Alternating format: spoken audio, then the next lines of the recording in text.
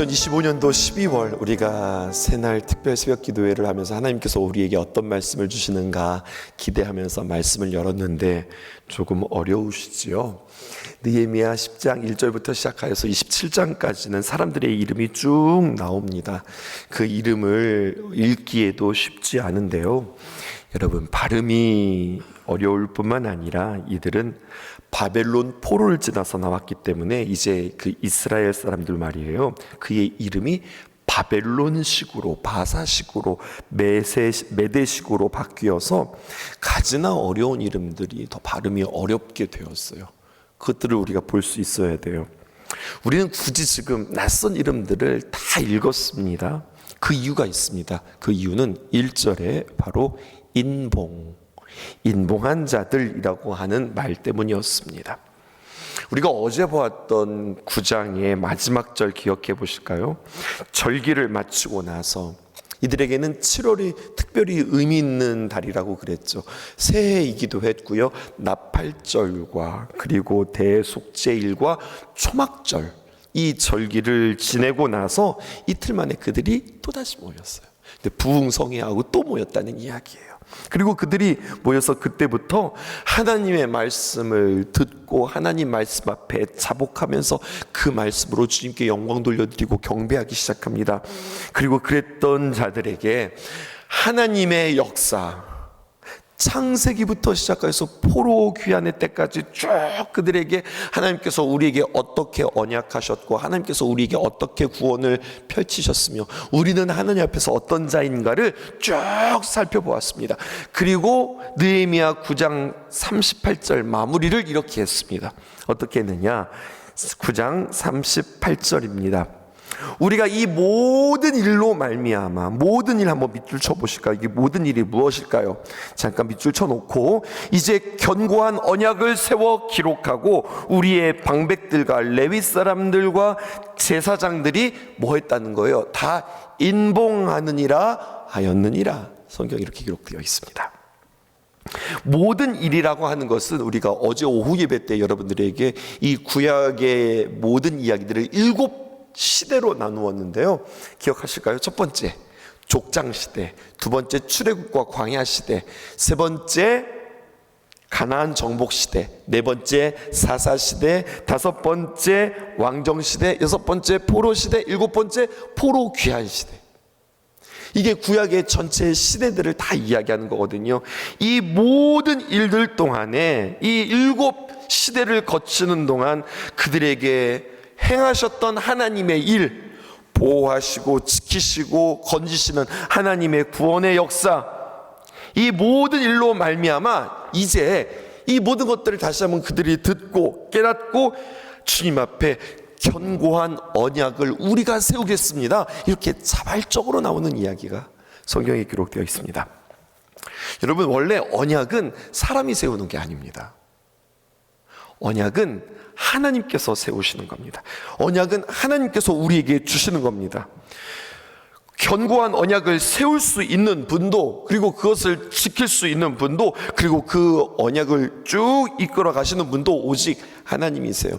하나님의 거룩한 사람들에게 언제나 거룩한 자들이 먼저 하나님께 와서 언약한 적은 단 한 번도 없습니다. 언제나 하나님께서 먼저 찾아오셔서 그들에게 언약하셨습니다. 하나님은 우리와 약속하시고 그 언약을 신실하게 지키시는 하나님이라고 한다면, 반면에 사람은 어떤 자냐? 언제나 그 하나님의 언약을 깨뜨리고 하나님 앞에 불충하고 하나님을 배반하는 것이, 이것이 사람이요, 이것이 사람의 역사입니다. 처음 언약이 바로 아담의 하나님과의 약속이었고 언약이었습니다. 아주 쉬운 언약이었고 간단한 언약이었죠. 에덴 동산에 있는 모든 실과를 다 먹되 하나만 건드리지 말아라. 동산 중앙에 있는 나무 그 열매만큼은 먹지 말아라. 이 간단한 언약, 그거를 지키지 못한 것이 이게 인간입니다. 그때부터 시작해서 하나님은 끊임없이 그들에게 약속하시고 우리 이렇게 살자 말씀하셨지만 그것들을 계속해서 어기는 역사가 인간의 역사라는 거예요. 노아 홍수 시대에도 마찬가지였습니다. 하나님께서 인간이 언약을 지키지 못하자 하나님께서 다 쓸어버리고 청소하고 끝난 것이 아니라 다시 그들을 바른 길로 인도하시고 또 그들과 함께 언약을 세우는데 우리는 거기에 별명을 붙였어요. 무지개 언약이라고요. 그런데 그 언약을 또 다시 한번 신실하게 지키기를 하나님께서는 바라였으나 그 언약이 오래가지 못합니다. 또 깨트려집니다. 계속해서 깨지고 그리고 망가집니다. 하나님께서는 포기하지 아니하시고 하나님의 사람들 선지자들을 통해서 그들에게 언약하십니다. 또 모세와 함께 십계명 그에게 주시고 우리 이렇게 살자, 이것이 복받는 길이다 이야기하지만 말씀은 잘 받았지만 언약은 했지만 여러분 그 언약들이 하나도 지켜지는 것이 없는 언약 파기의 역사가 인간의 역사라는 거예요. 우리도 그렇지 않아요? 하나님 잘해보려고요. 하나님 이번에는 정말 12월 한 달 정말 잘 살아보겠습니다. 우리가 마음 먹고 다짐하지만 이제는 좀 자신이 없으시죠. 그래서 이제 나는 어떻게 살지도 잘 모르겠네. 이러한 마음들이 우리 안에 있지 않으세요? 그런데요, 느헤미야 9장에 이르러 하나님과의 맺은 언약을 이제는요 인간 쪽에서 좀 더 적극적으로 반응합니다. 어떻게 하느냐? 인간 쪽에서 기록하게 되어지는 겁니다. 하나님, 우리가 기록으로 우리의 언약에 우리가 흔적을 남기겠습니다. 이런 것이 오늘 성경에 아주 독특하게 기록되어져 있어요. 우리의 이름을 쓰고 그래 기록한 다음에 어떻게 하려고? 그리고 이것을 인봉하고 도장 찍고 이것을 묻겠습니다. 그리고 이것을 보관하겠습니다. 그렇게 이야기하는 거예요. 인봉, 그것은 자신의 이름들을 적고 그 위에 도장을 찍는 겁니다. 그렇게 자신들의 마음, 충성을 다해서 하나님 앞에 드리겠다고 하는 다짐, 이것들이 적극적으로 그들에게 나타나기 시작했어요. 구약성경을 쭉 보게 되어지면 이런 인봉의 역사, 하나님과의 언약 관계에 있어서 하나님 우리가 이렇게 인봉하겠습니다, 이런 것은 없었습니다. 왜 뜬금없이 불쑥 이들이 인봉을 하겠다고 그럴까요? 이것은 당시 바사와 그리고 메대의 문화의 어떤 영향입니다.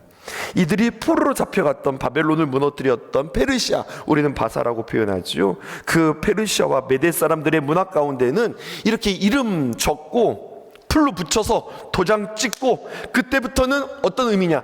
누구도 바꿀 수 없다. 도장 찍었다고 하는 이야기는요, 이거는 목숨 걸고 지킨다. 이제 이거는 파기할 수 없다, 이런 의미인 겁니다. 이 인봉의 흔적이 있는데요, 다니엘서 6장 8절에 볼까요? 이렇게 기록되어 있습니다. 그런즉 왕이여 왕하노니 금령을 세우시고, 금령이 뭡니까? 금지된 명령, 이거는 하지 마라 라고 하는 명령입니다. 이것을 세우시고 조서에 어떻게 합니까? 이 명령을 더욱더 확증하고 강하게 하기 위해서 이 조서에 왕의 도장을 찍어 메대와 바사에 고치지 아니하는 규례를 따라 이것을 다시 고치지 못하게 하옵소서. 인봉하면 이제 못 고치는 겁니다. 그러니까 우리가 계약했다가 그 계약을 파기하고 계약금 걸었지만 계약금 드릴 테니까 그냥 없었던 일로 할까요? 인봉하면 이게 안 된다는 겁니다. 메대와 바사 문화권에서는 인봉하기 전에 결정하고, 인봉하기 전에 고민하고, 인봉하기 전에 고칠 것 있으면 고치고, 그런데 인봉했어? 그럼 끝입니다. 이게 바꿀 수 없게 되어지는 겁니다. 바로 하나님만 따르고 하나님만 믿겠다고 하는 이들이 지금 이름을 걸고 인봉하고 있는 모습이 성경에 기록되어져 있어요. 그럼 어떤 내용 가지고 인봉하는데요? 그게 28절부터 시작해서 끝까지 나와 있는 이야기인데 세 가지 이야기입니다. 쭉 읽어보면요, 첫 번째, 모세의 계명과 규례와 율법을 우리는 이제 지키겠습니다. 두 번째, 이방 사람들의 우상을 가져오지 않겠습니다.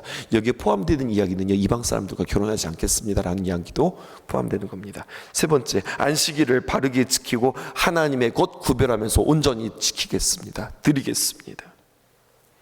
이 내용에 이들이 결의를 하고 목숨 걸고 우리 이렇게 살겠습니다 각오하는 이야기예요. 그래서 그 명단이 귀하다고 하는 거죠. 1절 보실게요. 그 인봉한 자는 하가랴의 아들 총독 느헤미야와 시드기야 하면서 이름이 쭉 나오는데 제일 먼저 누가 나온 거예요? 그 인봉의 첫사람이 느헤미야였습니다. 참 갸륵하고 참 귀한데요, 여러분. 그래서 이들이 이렇게 결단한 이 신앙의 결의를 지키기 쉬웠을까요? 어려웠을까요? 어렵다고 표현하기보다는 전 이렇게 표현하고 싶은데요, 굉장히 어려웠다. 우리가 결단을 하는 것은 좋을지 모르지만 이 결단할 때의 분위기는 좋을런지는 모르겠어요. 그런데 여러분, 감정에 따라서, 분위기 따라서 여러분 합시다, 그럽시다, 뭐 지금 이렇게 할 수 있는 건지는 모르겠지만, 여러분, 임봉했다고 하는 이야기는요, 바꿀 수 없고 변할 수 없고 이거 죽을 때까지 반드시 지키겠다고 하는 결의요, 약속인 것입니다. 이 이야기를 보면서 이 사람들 정말로 대단한 약속했네, 이렇게 생각하는 것이 아니라 이것을 우리의 삶 속에 한번 적용해 볼까요? 우리의 모습은 어때요? 우리는 하나님께서 나의 기도 들어주시면 즐겁고, 예배 가운데 은혜가 있고 감동이 있으면 그 예배가 행복하고, 또 하나님의 일 봉사할 때 나 혼자 하는 게 아니라 같이 하면 재미있고 또 의미 있고, 사람들이 그런 일들 어떻게 했어요, 칭찬해 주면 또 기분이 좋고. 근데 늘 그런 날만 우리에게 있는 거 아니잖아요. 또 그런 사람들만 내 곁에 있는 거 아니잖아요. 하나님과 나와의 관계에 있어서 하나님 앞에 기도하는데 보니까 하나님께서 나에게 주시는 응답이 없어요. 예배를 드리는데 도대체 그 말씀이 나에게 다가오지 않아요. 은혜가 없어요. 은혜가 안 돼요. 자꾸 은혜가 되는 게 아니라 시험이 돼요. 시험에 빠지기 쉬워요. 봉사하는데 남들이 알아주지 않아요. 그렇게 하면 어떻게 될까요? 하나님을 위하여서 결단하고 하겠다고 하고 각오하고 했지만 우리는 쉽게 포기하고 쉽게 내려놓습니다. 직분을 임명받고 또 내가 그 일들을 감당하겠다 하지만 내 기분 따라, 상황 따라, 또 내 감정 따라 못하겠습니다, 안 합니다, 관두면 그만이에요. 못하겠습니다, 관두면 그만인 거예요. 우리가 뭐 계약서 쓴 것도 아니고 도장 찍은 것도 아니고 그냥 언제든지 안 할 수 있어요. 하기 싫으면 그만인 겁니다. 그런데 성경은 그렇지 않다 이야기하는 거예요. 인봉이라고 하는 개념이 구약에 오늘 이들이 거룩한 이름들을 쓰고 그리고 인봉했는데, 이 개념이 신약에 넘어와서 여러분 이게 뭘까요? 오늘 성경은 우리에게 이렇게 얘기해요. 너희는 하나님 앞에 인봉한 자다. 우리는 그런 거 한 적 없는 것 같은데, 아니, 인봉한 자다라고 주님께서 우리에게 말씀하세요. 언제 인봉했어요? 여러분 경청하세요. 이게 바로 세례입니다. 우리가 하나님 앞에 세례받았다. 느헤미야의 시대의 모든 것을 다 걸고 인봉한 것처럼 우리가 하나님 앞에 세례받았다라고 하는 것은 우리가 하나님 앞에서 우리의 옛사람은 죽고 새 사람으로 다시 한번 태어나는 것, 여러분 이게 세례입니다. 세례를 가장 잘 설명하는 본문이 로마서 6장 4절이라고 생각해요. 여러분 함께 읽어보십시다. 로마서 6장 4절입니다. 시작. 그러므로 우리가 그의 죽으심과 합하여 세례를 받음으로 그와 함께 장사되었나니, 이는 아버지의 영광으로 말미암아 그리스도를 죽은 자 가운데서 살리심과 같이 우리로 또한 새 생명 가운데에서 행하게 하려 함이라. 6장 4절 먼저 볼게요. 누군가가 와서 장로님, 권사님, 세례가 뭐예요? 라고 물은다면 여러분 어떻게 대답하시겠어요? 세례가 뭐예요? 그거 하나님 앞에 와가지고 이렇게 머리에다가 이렇게 물 뿌리고 이렇게 하나님 앞에 기도하고 이렇게 결단하는 거야. 여러분 그렇게 설명하시겠어요? 제가 가르쳐 드릴 테니까 이렇게 설명하시면 딱 맞아요. 세례라고 하는 것은, 자 4절에서 보면 합하여, 함께, 또 이런 연합, 이런 표현들이 반복되어지는데요. 세례는 내가 주님과 함께 연합하는 거예요. 어렵죠? 어렵게 설명하고 쉽게 설명할게요. 그러니까 세례라고 하는 것은 내가 주님과 하나 되어지는 겁니다 라고 표현하는 거예요. 예? 그럼 어떻게 되는 게 하나 되는 거예요? 예수님이 어떻게 하셨죠? 십자가에서 죽으셨어요. 그러니까 나도 예수님과 함께 죽는 거예요. 근데 우리는 죽는 것만 있지 않아요. 예수님께서는 하나님의 귀한 능력으로 말미암아 다시 부활하셨어요. 그러므로 우리는 주님과 함께 부활하고 승리하는 거예요. 세례는 우리가 주님과 함께 연합하는 거다. 그럼 어떻게 연합하는 건가? 주님과 함께 죽고 주님과 함께 사는 겁니다. 이렇게 표현하는 거죠. 이제 좀 더 쉽게 표현해 볼까요? 더 쉬운 말로 말하면 이런 거예요. 죽었어요. 뭐가 죽은 거예요? 내 맘대로 살았던 내가 이제는 죽는 거예요.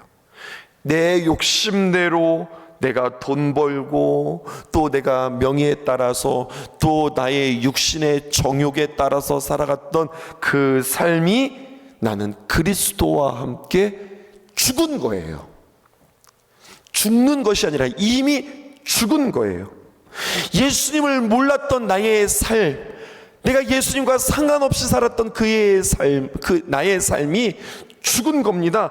이 말 다른 말로 표현하면 내가 그리스도와 함께 예수님께서 십자가에서 장사 지내신 것처럼 십자가에서 죽은 것처럼 나의 옛 사람은 죽었습니다 라고 선언하는 게 바로 세례입니다. 근데 여러분, 죽는 것만이 끝이 아니에요. 오늘 성경에도 기록되어져 있지만 6장 4절 보실까요? 이는 아버지의 영광으로 말미암아 그리스도를 죽은 자 가운데서 살리심과 같이, 예수님이 십자가에서 죽은 것으로만 끝나지 않았어요. 이야기는 그렇게 끝나지 않았어요. 십자가에서 다시 사셨어요. 십자가에서 다시 살리심과 같이 우리로 또한 새 생명 가운데에서 행하게 하려 합니다. 세례라고 하는 것은 십자가와 함께 죽은 것뿐만 아니라 내가 새 생명을 만나 새롭게 사는 것을 말하는 겁니다. 내가 예수님을 믿어서 세례받았다, 그러면 나는 새로운 삶을 살아가는 거예요. 새로운 생명을 얻어서 살아가는 거예요. 그러니까 나라고 하는 사람은 똑같아요. 세례받기 전이나 세례받기 후나 내가 뭐가 싹 달라진 것은 없어요. 그런데 여러분, 주님께서 보실 때에, 나를 보실 때에 세례받기 전과 세례받은 후, 또 이렇게도 표현할 수 있어요. 예수님을 영접하기 전과 영접한 후 주님이 바라보시는 그 시선은 너무 다른 거예요. 근데 문제는 우리가 헷갈리는 거예요. 뭐가 헷갈리느냐? 목사님, 세례받았는데요, 내가 주님을 영접했는데요, 그런데 여전히 죄짓고 참 못나게 살아가고 있어요. 부끄럽게 살아가고 있어요. 그래서 세례받았다고 하는 것조차도 부끄러워요 라고 우리가 주님 앞에 고백하고, 나 세례받았는데, 이 세례에 대한 어떤 자신감이 없어요. 맞아요. 여러분, 우리에게는 거룩한 삶의 실력이 없습니다. 근데 이것은 우리의 생각이고요, 하나님은 우리에게 그렇게 말해요. 너 내 아들이라고, 내 딸이라고. 주님께서 우리를 그렇게 불러주세요. 저 개인적으로 신자라는 말 별로 안 좋아하는 것 같아요. 신자, 믿을 신자를 써서 우리는 다 신자들 아닙니까? 믿는 사람들이잖아요. 근데 저는 신자보다 더 멋있는 말, 성경이 우리에게 가르쳐주고 있어요. 그게 뭔 줄 아세요? 우리는 성도예요. 성도. 거룩한 자들. 여러분, 성도가요, 영어로 saint예요. 그게 뭔 줄 아세요? 성자. 성자면 성자 아우스티누스 뭐 이렇게 그런 유명한 사람들에게만 그 성자가 붙는 것 같은데, 주님께서는 세례받은 내가, 예수님을 영접한 내가, 하나님의 자녀가 내가, 너가 성도다, 거룩한 자다, 내 자녀다라고 주님께서 나를 그렇게 불러주시는 거예요. 그러므로 우리는 그 이름, 그 신분을 날마다 십자가를 바라보면서 예배를 통하여 하나님의 귀한 은혜를 통해서 그 신분을 날마다 갱신하는 거예요. 맞아. 마귀는, 야, 너 성도 맞냐? 너 성도가 왜 그렇게 살아? 너 뭐 세상 사람들이랑 뭐 별반 다를 거 없는 것 같은데, 늘 와서 마귀는 우리에게 정죄해요. 근데 여러분, 로마서 8장의 말씀에 그러므로 그리스도 예수 안에 있는 자에게는 결코 정죄함이 없나니, 나는 어디 있어요? 예수 그리스도 안에 있으므로. 맞아, 네 말 맞기는 하지만 어쩌냐, 하나님은 그럼에도 불구하고 나를 하나님의 귀한 자녀라고 말씀하신다. 하나님께서 나를 귀한 존재라고 말씀하신다. 너는 나의 소유, 나의 백성, 나의 사랑의 대상자라고 말씀하신다. 우리가 그 기쁨과 그 감격 가지고 살아가는 거예요. 그러므로 날마다 마귀가 우리를 정죄한다 할지라도 주님이 나를 이렇게 부르신다 고백하면서 날마다 새 사람으로 나는 주님 앞에 십자가의 보혈로 날마다 온전히 서는 것입니다. 뿐만 아니라, 그러니까 죄를 짓고 내가 무너졌을지라도 십자가 바라보고 내가 주님 앞에 용서함 받고 새롭게 쓰고 하나님의 귀한 은혜로 내가 다시 서고 죄 용서함 받고 씻음 받고 이렇게 살아가는 것뿐만 아니라 한 가지 더, 십자가의 능력을 우리에게 이야기하는데 그것은 바로 무엇이냐? 이제는 내가 죄를 짓고 십자가 앞에서 나의 죄를 용서함 받는 것뿐만 아니라 십자가의 길, 십자가의 도, 십자가의 능력을 우리에게 이야기하는데, 내가 하고 싶고 내가 원하고 나의 감정이 있고 또 나의 어떤 계략이 있다 할지라도 하나님 말씀 앞에서, 하나님 내 맘대로 안 할게요, 하나님 말씀대로 할게요, 내 감정이 아니라 하나님 감동으로 살아갈게요, 나는 십자가에서 죽었습니다, 내 방법 내려놓습니다, 내 감정 내려놓습니다, 하기 싫은데 하지만 주님의 이름으로 내가 다시 하겠습니다, 하고 싶은데 주님 멈추라 하시니 내가 멈춥니다 하고 주님의 간섭과 주님의 감동과 주님의 인도하심 따라 살아갔더니 사람들은 왜 이렇게 미련하게 살아가? 라고 이야기하지만 지나고 보면 그 가운데 열매가 맺히고 그 가운데 생명을 얻게 되어지고 그 가운데 풍성한 삶을 살아가는 십자가의 승리를 맛보는 삶으로 주님께서 우리를 초청하시는 거예요. 그게 인봉한 자예요. 그게 세례받은 자예요. 그게 하나님의 귀한 자녀의 권세예요. 내가 온 것은 양으로 생명을 얻게 하고 더 풍성히 얻게 하려 하는 것이라. 요한복음 10장 10절 우리에게 약속하신 풍성한 삶이란 그러한 승리의 삶이에요. 십자가의 도가 멸망당하는 자들에게는 미련한 것이요 구원을 받는 우리에게는 하나님의 능력이라. 나는 그렇게 해서 내가 손해보는 건 줄 알았는데 그게 하나님의 능력이 나타나는 비결이었군요. 이것을 경험하는 거죠. 그러니 오늘 느헤미야 10장에 나와 있는 이 임봉된 자들의 명단을 우리는 진지하게 보는 겁니다. 이름들이 귀한 이름이구나. 이 이름 정말로 부러운 이름이구나. 그러므로 이 이름을 우리가 그냥 부러워하고 귀한 이름이네 뿐만 아니라 우리도 주님 영접하고 세례받은 우리는 주님 앞에 주님의 책에 주님의 생명록에 우리의 이름 또한 귀하게 기록되어지고 귀하게 불리워질 것이라고 하는 것 여러분들 잊지 않았으면 좋겠습니다. 하나님이 귀한 은혜로 말미암아 귀한 세례를 받은 자들입니다.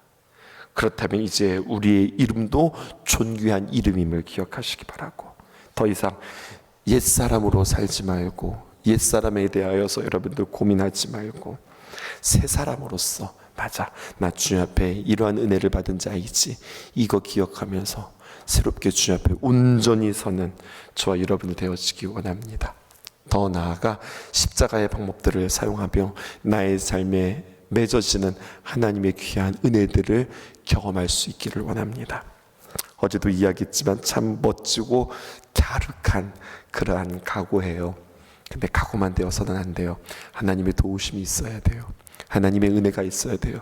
끊임없이 나 이제 이렇게 다짐했으니까 나 이제 이렇게 할 거야, 이게 아니라 하나님의 도우심으로만 이 언약이 성취되어지는 겁니다. 그 도움을 구하는 그러한 저와 여러분 되기를 주님의 이름으로 축복합니다. 하늘을 볼 겨를도 없이 정신없이 세상을 살다가 마음의 먹먹함이 내 삶을 짓누를 때 그제서야 주님을 찾습니다. 행복을 느낄 겨를도 없이 분주하게 세상을 살다가 인생의 허무함이 내 삶을 짓누를 때 그제서야 주님을 찾습니다. 오늘도 여전히 주님은 그 자리에서 우리를 끊임없이 돌보시는데 부족한 내 영혼은 아직도 갈 길을 모릅니다. 내게 믿음 주소서, 내 연약한 마음 돌보소서. 한없는 주님의 사랑 알게 하소서. 영원까지 그의 백성 지키시는 우리 하나님 바라보며 살게 하소서.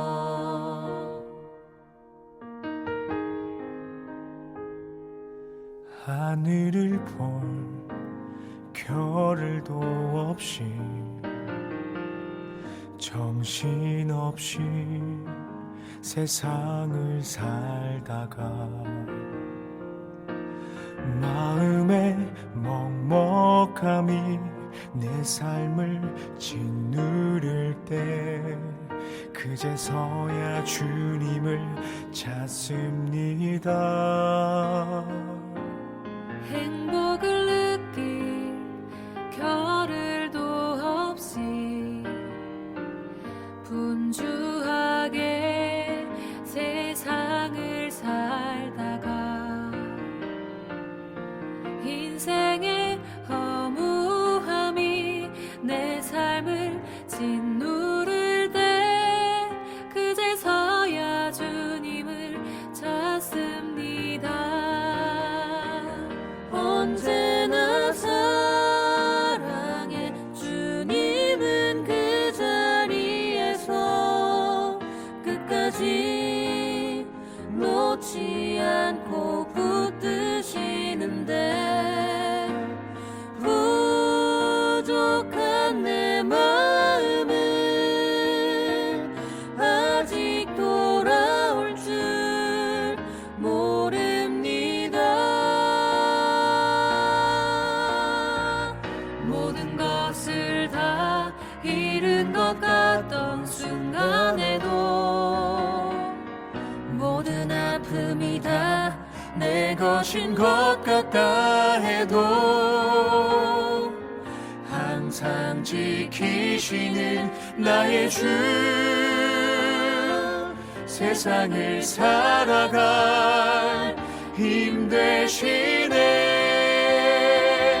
내게 믿음 주소서, 내 연약한 마음 돌보소서. 한없는 주님의 사랑 알게 하소서. 영원까지 그의 백성 지키시는 우리 하나님 바라보며 살게 하소서. 하늘 보며 살게 하소서.